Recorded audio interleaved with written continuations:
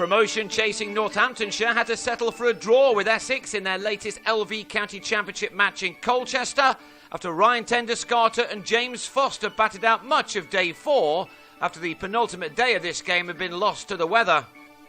That was a shame for the visitors, who had Essex on 187 for 5 in their first innings in reply to their own massive 531 all-out. Essex had at one point been on 103 for 5, but before the rain on Thursday, Tendescarter and Foster had led a recovery, one which continued on the final morning to guarantee the draw. To avoid that, Northamptonshire had needed early wickets, but they found Tendescarter, who resumed his innings on 47, in excellent form. He struck James Middlebrook for a 6, and then squirted a half volley from the spinner to the boundary for his 9th 4 to get to his first 100 of the 4-day season off 143 balls. It had been the knock to really frustrate the visitors, as indeed had the weather. It was a very important innings for Essex too, as they have by no means given up on promotion themselves this year.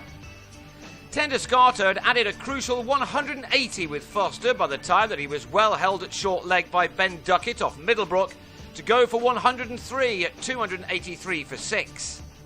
Foster also played a fine knock, batting through the first session and eventually taking himself to within 5 runs of his century.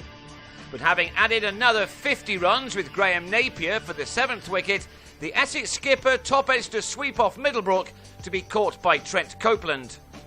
By now, with so much time being lost, not even the follow-on target was that important. Essex had needed to get to 382 to avoid that, and Napier and David Masters now combined to take their side to within 25 runs of that on what was a gorgeous late summer's day at Castle Park. Napier made 45 before he gave Copeland his 3rd wicket of the innings with a drive to mid-on.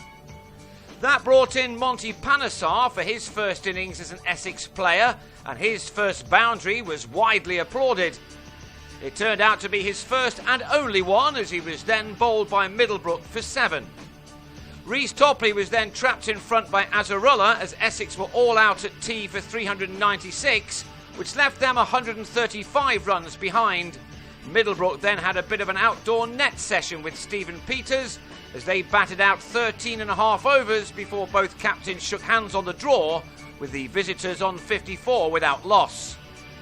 They had to settle for 10 points, 2 more than their opponents earned, and that leaves them in 2nd place in the table with a 31-point advantage over 3rd place Essex, who do have a game in hand, one they will have to win to make the last few games rather nervous ones for Northamptonshire, who've not been outside the top 2 all summer long.